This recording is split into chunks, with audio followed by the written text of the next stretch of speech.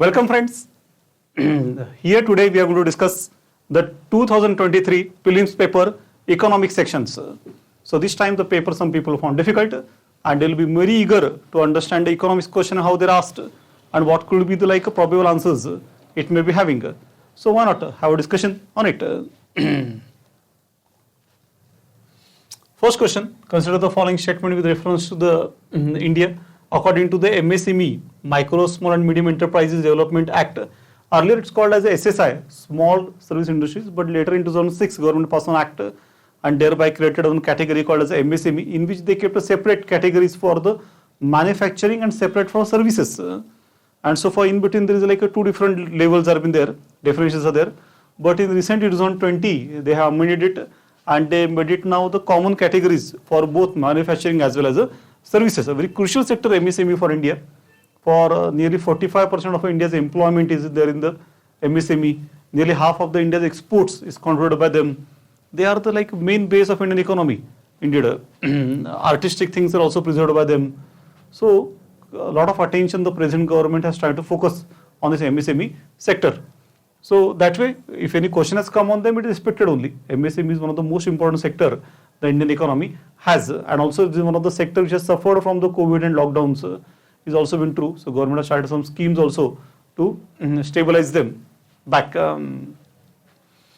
So what they have said is that the medium enterprises are those with the investment of the plant and the machinery between the 15 crore and 25 crore. Now actually what happened, 2020 changes are been made, but they are not asking about these changes, old qualification. So it is about 10 crore and above.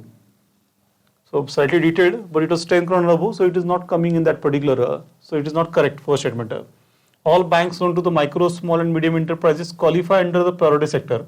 So as you know, there is a priority sector lending in India and it's 40%. The bank has to all banks in India has to lend to the priority sector, which is also called as a food credit because mainly it has been offered to the agriculture. 18% of this agriculture is agriculture credit itself, out of which even 10% has to be given to the small and marginal farmers. So it is more about agriculture, but it is also about other things like housing, about food processing, about education, about rural artisans, about BPL, the weaker sections of society. Even for them, 12% loans are been reserved. So it's like an economic reservation system in India. So just like we had the other reservation like SC, ST, OBC, EWS. Similarly, economically also we had a reservation system like private sector lending. Very crucial for a country like India, we can say. So that way, question is expected and not unexpected as such. So does MSME come in this particular category? Answer is yes. Loans given to the MSME are qualified to be called as a priority sector lending. So second statement is correct. So one only that could be said.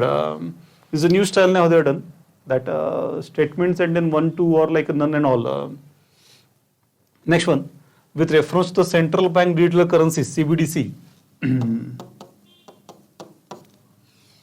Consider the following statement.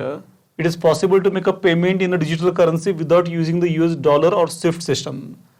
So this Swift system especially is in use now. It's the international system of transferring money from one country to the another country, from one bank to another bank. It is built by the consortium of G10 countries. So that because earlier telex system was not so much suitable. So this system is like a Swift, as the name suggests, for transferring money. It's like everyone is given one bank identity code, and from that code the transfer become easy. It's 24 hours running, and of course they charge some commission for transferring the money, but it's very safe that way and very popular system world over. But Swift was in use for different reason.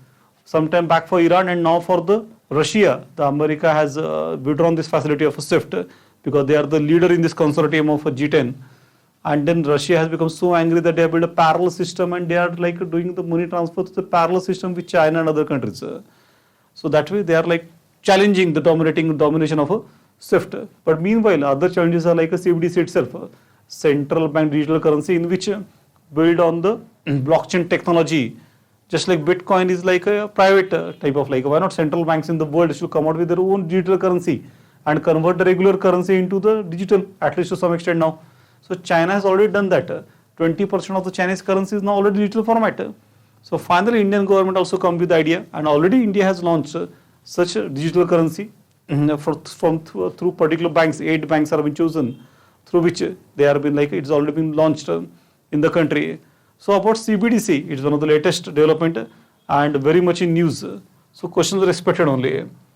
So it is possible to make payment in digital currency without using US dollar or Swift system. So what happened that there is a potential in CBDC to do such type of payment.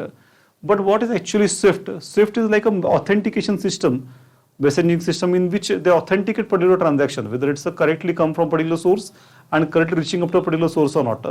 So CBDC, this problem will come if you directly try to send the money. Technically it can send, but it requires a middleman to authenticate the transaction. Otherwise, then who will take a guarantee of whether money is transferred or not? One party will say it is transferred, other will say no, we have not got it. So this type of problem will come. But technically it is correct that you can directly transfer the money without US dollar or Swift system. It's correct. A digital currency can be distributed with a condition programmed into it, such as a time frame for spending it. So yes, this could be done, which can't be done generally in our regular physical currency. Or a physical currency also, some countries put up an expiry date, and after expiry date they become invalid. Like 2000 rupee note now has indirectly has similar system. It has another clean note policy, RBI has withdrawn it. Digital currency, you can directly keep a time bound thing that up to this particular time this could be used, and then after that it will. So just like e-rupee has been launched, which is similar to it. E-rupee has a time bound ideas. They are purpose specific also and could be lapse after a particular point.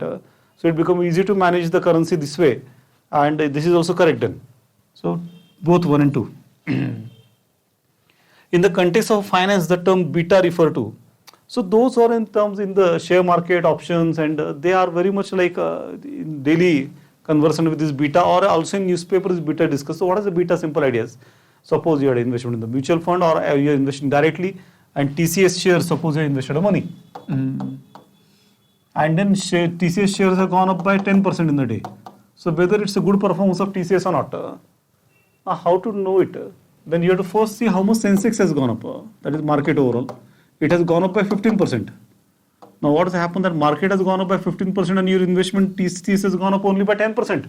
That means actually it's underperformed and not performed sufficiently. Opposite way, suppose market has gone down by 15% and TCS has fallen by 10%. So though it has fallen, still it has performed well. It has fallen less than what market has fallen. So this comparison is done in the terms of a beta. That beta is like a norm of a market changes. And then according to the beta, what is like a better perform that better than that or less than that?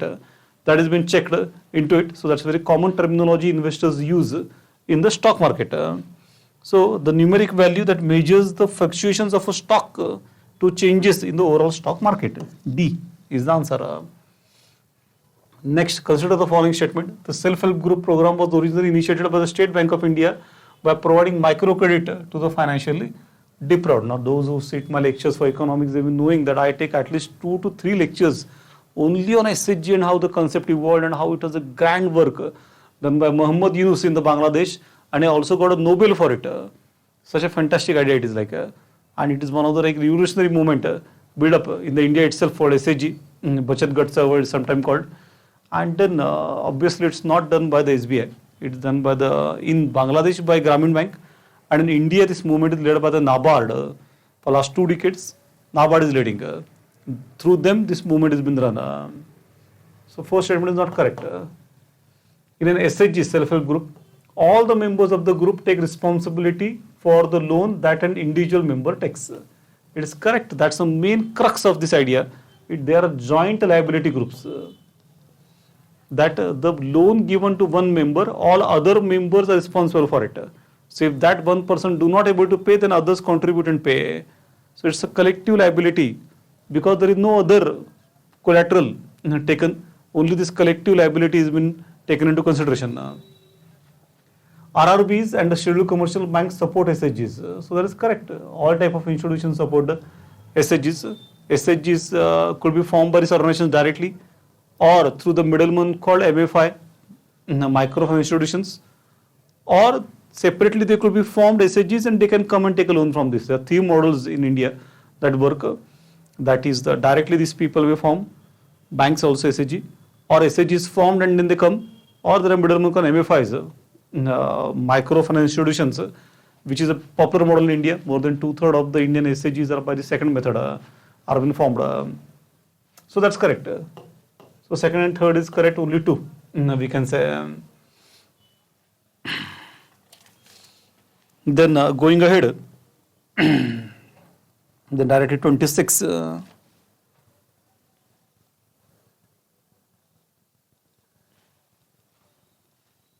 Consider the following statement. Switzerland is one of the leading exporter of gold in terms of a value. So ultimately what happened? Gold is very important for India. When Morarji Desai was the finance minister, he banned the gold import, and there was one of the very unrest build up, a lot of smugglers build up like Haji Mastan and later Dawood. And then so much shocking that finally government has to withdraw on that stage. So gold is gold in India. And India import the 99% of the gold it require.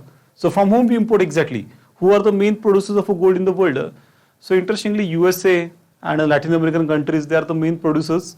Switzerland, though small country, still it is one of the main producer. Something like in 6th or 7th number it is, but not the leading exporter of a gold.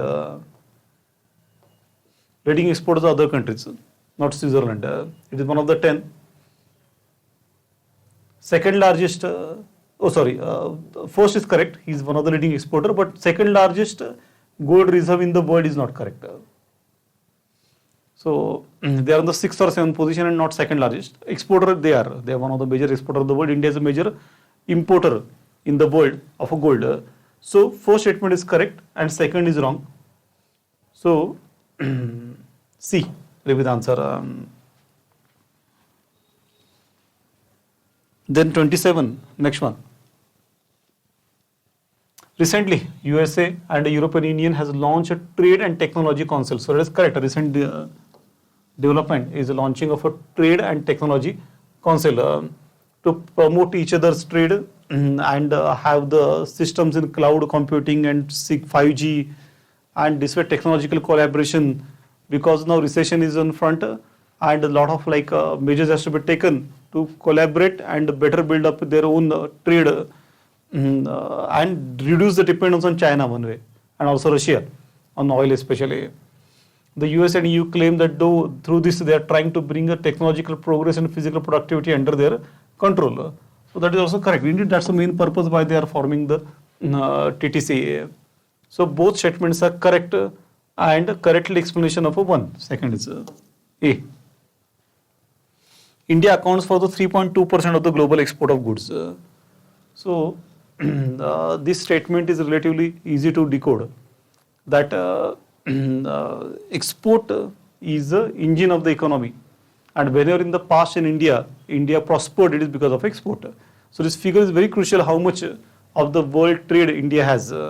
So India has hardly 1.5% of the world trade overall and not more than that. And therefore even global shocks doesn't affect us because our ship moves only 1.5%, not more than that. This figure is closer to our service exports. India has a service export double than a goods export. So service exports we are more, but not in the goods export yet. So this statement is not correct, even by simple understanding of economics. Many local companies and foreign companies operating in India have taken advantage of the India's production linked incentive scheme. So one of the best scheme recently launched by government and working successfully is a production linked incentive scheme. Best example is that in 2014, when the Modi Sarkar came on power, 80% mobiles in India we used to import, and today 80% mobiles we use in India are produced domestically.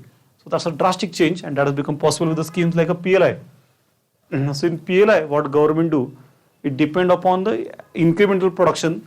They 4 to share percent of 6% of the profit the government gives from their side, a type of like a subsidy type, and thereby inflate the profits, and that has attracted various investors in the production system. And so second is correct. So first is not correct, but second is correct. D.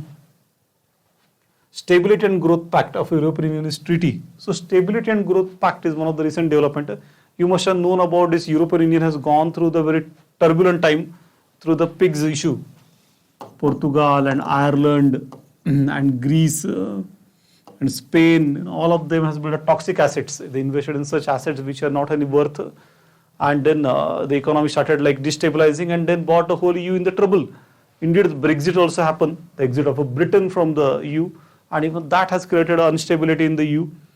And in this environment, the euro started declining, and so on. That they thought that there is a need to have stability, and so accordingly, stability and growth pact has been signed by the European countries. So what exactly is the idea they want to have to limit the levels of budgetary deficit of the countries of European Union? So that's correct. The deficits are one of the main reason why the whole system started destabilizing, and 3% is like a limit of a fiscal deficit. Every country has to maintain, but unfortunately, openly and even secretly, many countries have gone ahead of 3%, and that become one of the reason why you become unstable. So fiscal deficit has to be below 3%. The national debt to the GDP should be less than 60%. Presently in India, it is 91%. Interestingly, India has also surpassed the standard ideas. So the national debt should be less than 60% of GDP. So such type of conditions are there in the Stability and Growth Pact. So first is correct. Makes the countries of European Union share the infrastructure facilities. That's not exactly the purpose. Enable the countries of European Union to share the technologies. Even that is not the purpose of it. Specifically focused upon a budgetary and the debt they are taken, and thereby financial stability as such. So only one, A is the answer for it.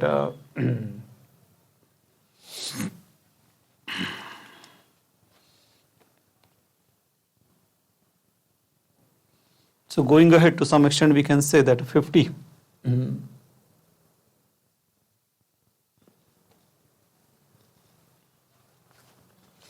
Consider the following statements about G20. G20 group was originally established as a platform for finance ministers and central bank governors to discuss the international economic and financial issues. So very much expected question of a G20. So many summits are happening all over the year. Vasudhaiva Kutumbakam, that has been a slogan taken. And big event, international event, we are turning to it.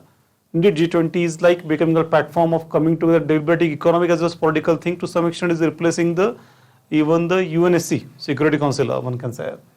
So this is correct. In 1999, it was formed with that purpose, and initially it is a lackluster beginning, but now it is like taking off. Takeoff has been taken. So it is correct.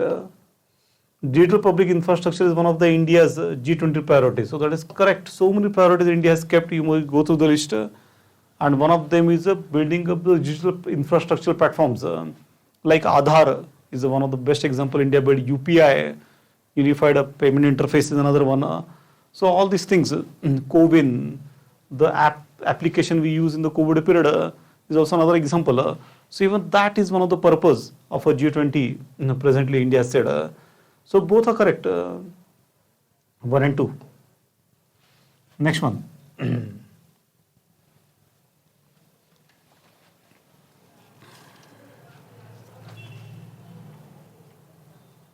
52.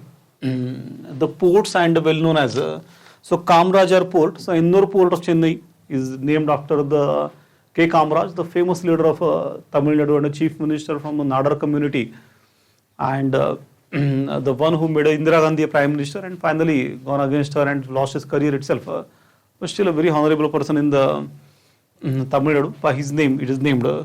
So Kamarajar Port, first major port in India, registered as a company. It has been asked. Mundra Port, largest privately owned port in India, and Visakhapatnam Port, largest container port in India. So Kamarajar Port is the first major port in India registered as a company. Is correct. It is first major port. Recently only 21 it has happened, and though it is registered as a company, still 68% shares are owned by the government into it. This major port and minor port, there are two types of ports. Ports are in the concurrent list. Being concurrent list, both can make a ports, but then major ports are in the central list and the minor ports are in the state list. There are 13 major ports and 200 minor ports. Many of these 200 minor ports are just registered for the name sake of they are registered. They are not so much active. Indeed, some of the minor ports but are also big in capacity. Like Mundra Port is a good example. Its turnover is bigger than the major ports of India, and still it is in the category of minor ports. So mind you, it's just a categorization and not on the basis of a turnover happening at this particular ports. So first is correct about the Kamarajar port. Second one, Mundra port, largest privately owned port in India. So that is correct. It is owned none else but by the Adanis, who are in news nowadays. So Adani's fortune is the Mundra port. Through Mundra port only they build up their capacities of import export. They become the biggest exporter from India. Nearly 24% of the India's export is handled only by Adanis today. So that shows their capacity build up. Recently they integrated this Mundra port also with the air cargo hub. So that will multiply their capacity to produce and export. And then there is a Visakhapatnam port, largest container port in India. So it is not true. This capacity is with the Nhava Sheva, the old name, or later named as the JNPT, Jawaharlal Nehru Port Trust. So nearly 55% of India's trade is handled by this particular one port, JNPT. It routed through it. So JNPT has the largest container port in the country. And also there is a project to build a corridor from JNPT to Delhi directly. Western dedicated corridor which is going on. So that shows the importance of a JNPT. So first two are corrected but third is not. So only two pairs are correct, one can say.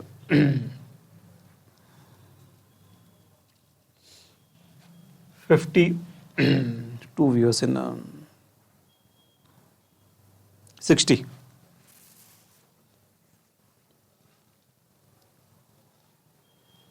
With reference to the India's projects on connectivity, consider the following statements. East-West corridor under the Golden Quadrilateral project connect the Dhubrigad and Surat. Now this is very tricky. Quadrilateral project has covered Chatushkon, the metro cities of India, 4 metro cities, Delhi, the Mumbai, the Kolkata and Chennai. And when if you connect that, then there is no Assam and no Guwahati and no Dibrugarh into it. So that way, these are the main, but then under it, there is a north-south and east-west corridor. So one may think that, oh, that way, but no. Within that also quadrilateral, there is a north-south, east-west corridor and there is a east-west corridor been asked by them. But in the east-west corridor, there is a Silchar in the Assam connected with the Porbandar, the birthplace of Mahatma Gandhi in the Gujarat.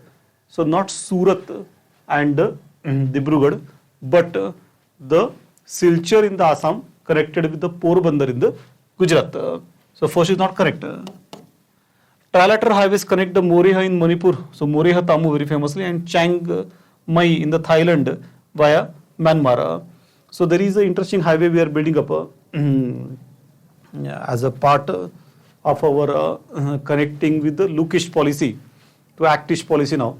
We are building a highway and connecting with Thailand by land route and thereby regenerating our traditional connection with the East and Southeast Asia. But then Chiang Mai is not a place. Chiang Mai is a very famous place for tourism.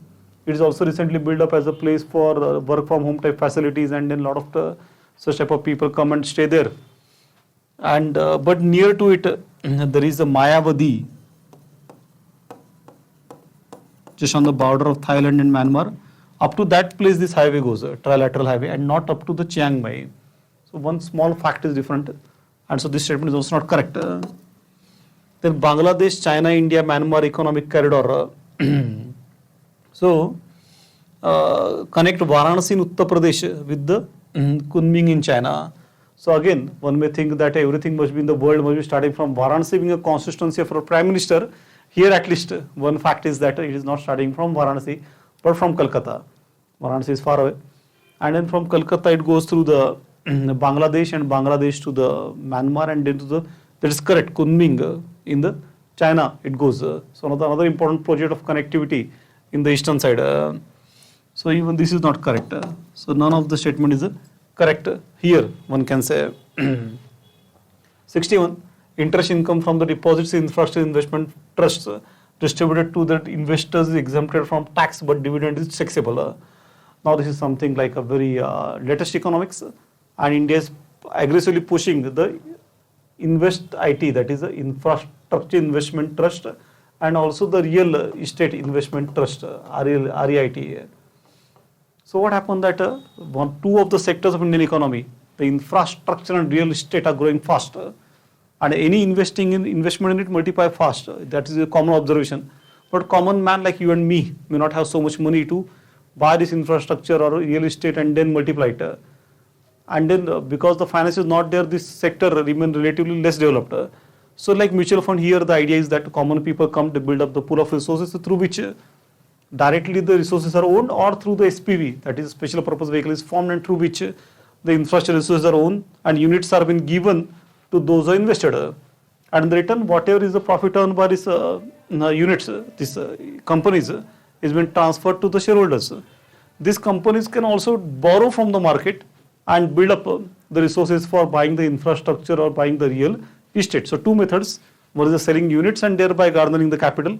Second method is debt instruments, borrowing from the market and thereby building the capital for buying the infrastructure. So what is the question, but is most deeper? Interest income from the deposit infrastructure investment first distributed to the investors is exempted from tax. Now let's see about interest income, whether exempted from tax or not. If you have a common understanding of taxation, interest income is always taxed. Your money kept in the bank, and annually if your interest earning is more than 20,000, you are taxable. The interest is taxable indeed. The bank cut the interest directly, tax collected at source. And then what happened that people may get frustrated, but this is the way things are. Like bank is eligible to supposed to cut the tax immediately. So this way it's not exempted, it's taxed.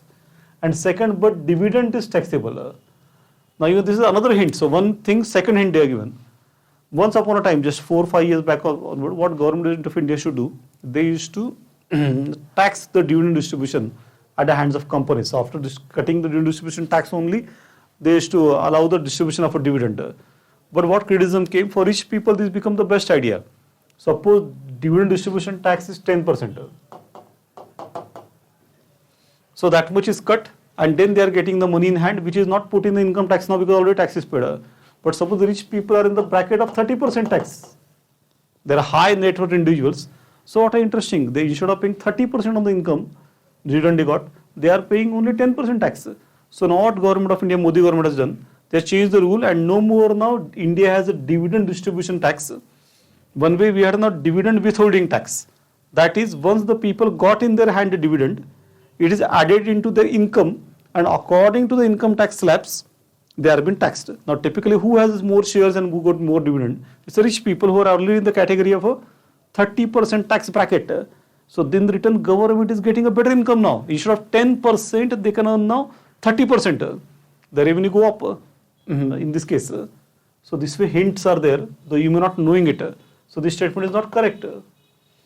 Investors is recognized as borrowers under the Securities and Reconstruction of Financial Assets and Enforcement of Security Interest Act. It's the famous Sarfarasi Act.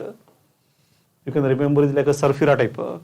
Before this act, every time somebody default, the banks and other financial institutions has to go to the court to acquire the property of a defaulter. Lot of procedure is there, and so much defaults used to happen, and the defaulter used to say that a court mein hi milenge, and court mein to kabhi milte nahi the, because tarikh pe tarikh and other problems are there.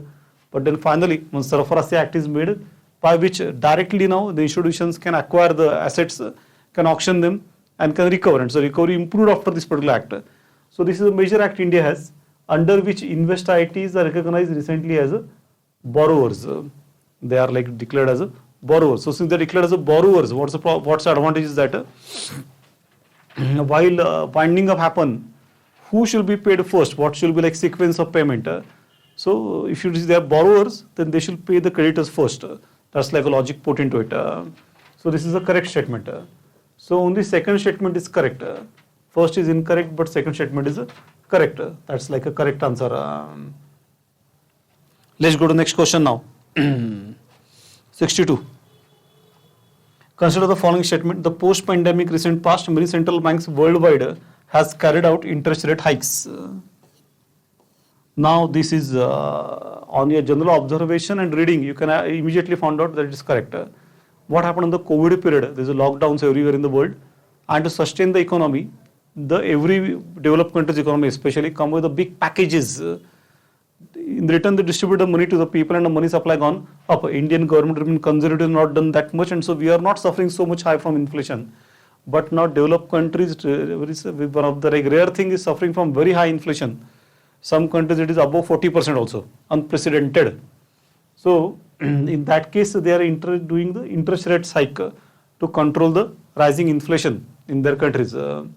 Central banks generally assume that they have the ability to counteract the rising consumer prices via the monetary policy means. So that's correct. Monetary measures are this like rising the interest rates and thereby controlling the prices. They think one of the early measure to control the prices in the economy is to affect the demand. And how to affect the demand? Increase the interest rate. With the increasing interest, the cycles of money supply slow down, and with that less money available, automatically demand will come down, they think. But then why this act is failing presently is because issues are not with the demand. Demand has not gone up per se. It's a supply which has been constrained because of a COVID earlier. Then there is a zero COVID policy followed by China, and recently because of Russia-Ukraine war. And because of that, if supply problems are there, what the demand will do? Like demand is normal only, it's not gone up per se. And so all these measures are creating a further trouble in the economies in the world. That is in discussion. So that is true, but they think like that. So both statements are correct, and first explains the second. Banks are raising the interest rate because they think that they can control the inflation, they can control the demand in the world. That's the reason they are doing it. Next one.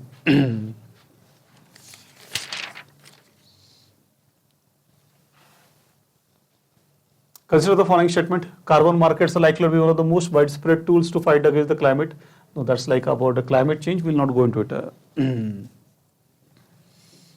This one will go. Which one of the following activities of Reserve Bank of India is considered as a part of sterilization? So sterilization is one of the interesting activity taken up by the Reserve Bank of India. In the lectures we taken in detail always. That is what happened that the RBI or central banks are, the major task is to control the inflation in the country, that is control the money supply in the country. But when the money supply go up, one of the reason could be the lot of foreign investments are coming in country.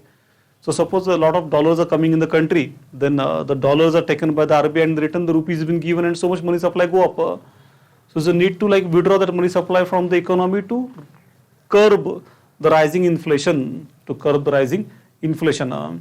So in that case, what the RBI does, the central bank, they come with the open market operation. And in the open market operation, now if money supply is more, what they do is that they start selling the government securities at an attractive interest rate. And by selling the government securities, they absorb the excess liquidity and give in the hand of people the piece of paper called government security. And this is the way, when suddenly the investments in the country are going up, FDI, FPI, dollar supply in the country has going up, unnecessarily rupees getting appreciated. So to sterilize this issue, this has been done, open market operation, and thereby they try to like cut off the effect of it. But mind you, this is all like a sponge taking up the water, and some after time it has to be released. So it's only a temporary measure and not a permanent measure as such. For timing only RBI can play this all effectively. So obviously the answer here is the first one, open market operation. Consider the following markets: government bond market, call money market, treasury bill market, stock market, which are the above included in the capital market. So this goes to very basic. In the Indian financial system, there are two types of markets, the money market and capital markets. And what is the definition of a money market and what is the definition of a capital market? Money market is the one where the transactions takes place for less than 1 year duration. So they're short-term transactions. And capital market is the one where medium to long-term transactions, that is more than 1 year that take place. So once you know this basic definition, then things are easy. So government bond market is a long-term, it's a part of capital market. Call money market is interbank transaction market for overnight money. So obviously it's a short-term market. So it's a part of a money market. Treasury bill market, this treasury bills are less than a year duration, 17 days, 15 days, 36 days, 57 days, 120 days, etc. Less than a year. So again, that's a part of a money market. And then stock market is a very long-term market. And obviously it's a part of a capital markets. So how many of the above included in the capital market? So out of this, 2 are money market, 2 are capital market, so only 2. So that way, this is one of the relatively simple question that they have asked. Next one, which of the following best describes the concept of small farmer, large field? So recently in Orissa, in the coastal Orissa, Pune district, a experiments are done about the oath our government has taken to double the farmers' income. But it's not so much easy as one may think. And now different type of ways out government is thinking of how to do it, how to double the farmers' income. So some of the efforts we already keep doing is the resettlement of the large number of people uprooted from their countries due to war by large cultivable land which they cultivate collectively and share their produce. So it's called collectivism, or type of cooperative farming it is. So is cooperative farming allowed in India? Of course it is allowed. But still it is not successful so much. It doesn't work out economically, because then there is a feeling that, oh, it's everybody's, then who owned it? Ownership feeling is not so much strong. So collectivism we keep trying to some extent, but doesn't never get success as such. But is open to ideas. One can do it if they want. Then there is many marginal farmers in the area together make a contract with the corporate body and surrender their land to the corporate body for a fixed term, for which the corporate body makes the payment at agreed amount of the farmer. Corporate farming. So corporate farming is very much allowed in India, and one of the popular things, especially in North India, and various companies like Pepsi's who make Lay's, or Balaji, Nestle, all these people who make biscuits and different type of wafers, they go for contract corporate farming. Corporates do it, but not exactly it's a corporate, they don't do it directly. They do it by the method called contract. Because direct corporate farming in India is not allowed. Corporates are not allowed to own the land beyond particular region, because India has a land selling acts, but it's done by the method called contracts. So very popular, and one of the movement that happened in Delhi sometime back, 1 year, the farmers, they are mainly contract farmers that have come. A knowledge of extended loans and technical knowledge and military input of small farmers in the area that produce the agriculture commodity required by the company for its manufacturing process and commercial production. So again, it's a type of connection with the contract and farmers. But here the many marginal farmers in the area organize themselves in a group and synchronize and harmonize selected agriculture operation is a small farmer large field. This is now is news in India. And naturally it has been increasing in India. Gata Sheti it is sometimes called. So what is one of the reasons that is happening? That many places there's a migration happen of people from the rural areas to the urban areas. Mainly the working class people, the working age group, the main person in the home has shifted to city, and mainly women, children, old people are there in the village. And now they found it very difficult to carry on all the farming activities on their own. Once upon a time the joint families, at least all used to work as a labor. Now there is no so joint family available, and then because of Manrega, even the cost of labor is very high, so it's not easy to bring the labor into work. So what happened in many places now, people come together, they synchronize their activities, then all go to one person's farm and whole day do his work. Next day go to others person's farm, do his work. And this is how this is an interesting thing idea has come. That is a small farmer, large field, and it has given success in Pune district of Orissa. Let's hope more of it will be established as like a pilot projects and set models, and will one of the motivation for farmers to the farming that it will be. Consider the following statements. The government of India provide a minimum support price for the nigger seeds. So it has come from Ethiopia to India, and then MSP is one of the topic in the syllabus, and for 24 different crops the MSP is given. Some of them are the oil seed crops, and one of those oil seed crops is the nigger. Very detailed one. It has been there. It look like a sunflower only, and getting popular now. Its oil is also been used, not only by tribal but for other people also now. And this way, the two things are very simple. That is, whether it's used as a seed as oil or not, yes, edible oil, and then it is part of a MSP system, yes. Now Nigger is cultivated as a kharif crop. Now there are Rabi and Kharif, two seasons are there. Now logically, it has come from Ethiopia. So it has much been requiring less rainfall, and it's true. But then in the Kharif season it has been taken, because though in the less rainfall, already in those regions where the rainfall is less, there it has been taken, and therefore even Kharif is correct. So 1, 2 and 3, all the 3 are been correct in this case. Next one, 68. Consider the investments in the following assets: brand recognition, inventory, intellectual property, mailing list of clients. Which of the following both are considered as intangible investments? So relatively straight question it is: tangible, intangible. Brand recognition is intangible. Inventory is a tangible one. The stock of goods in the warehouse. Intellectual property is of course intangible, and mailing list of a client is of course a intangible one. So 3 are intangible.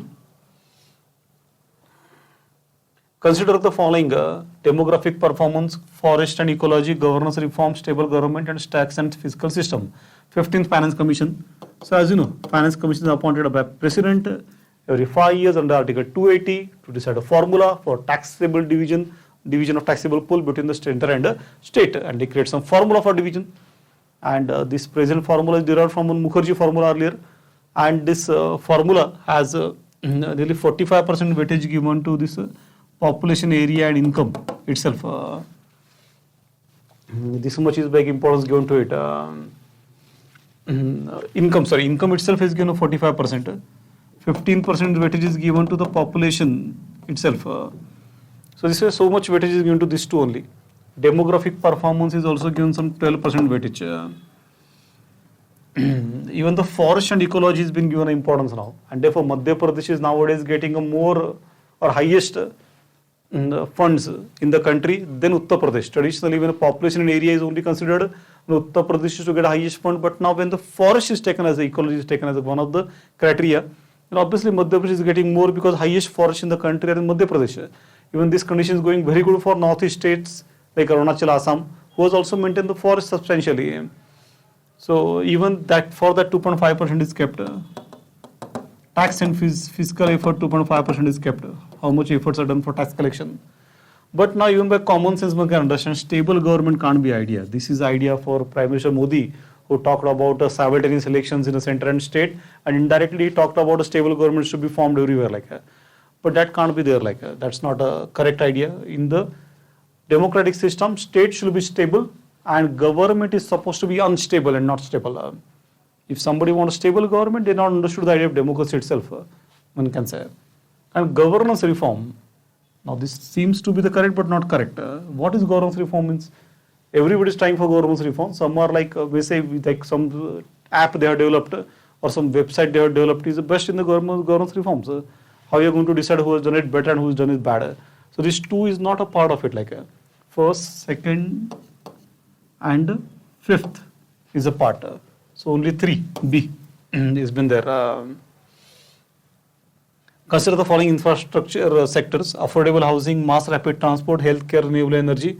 So on how many of the above does UNOPS, Sustainable Investment in Infrastructure and Innovation, S3I, it is called in the short form, initiative, focus for its investment. So now this is something the international economics, and one has to carefully read the our Telegram group of Lokayan IS Academy at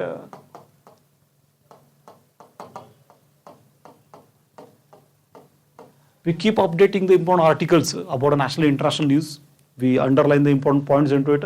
One has to fully regularly read it, understand it, put it in the notes and revise it regularly, and then you can solve such of questions. Otherwise they are difficult.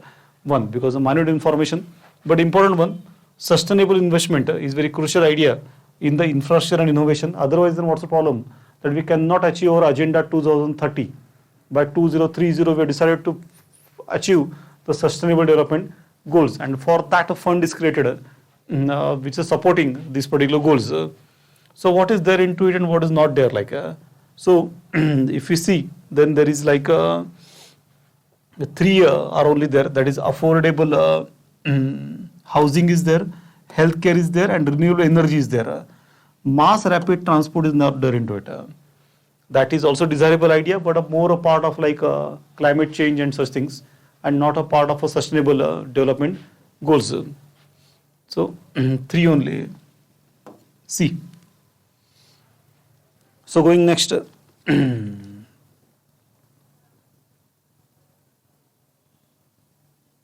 Okay, we're done with the questions. I hope you found it interesting and useful.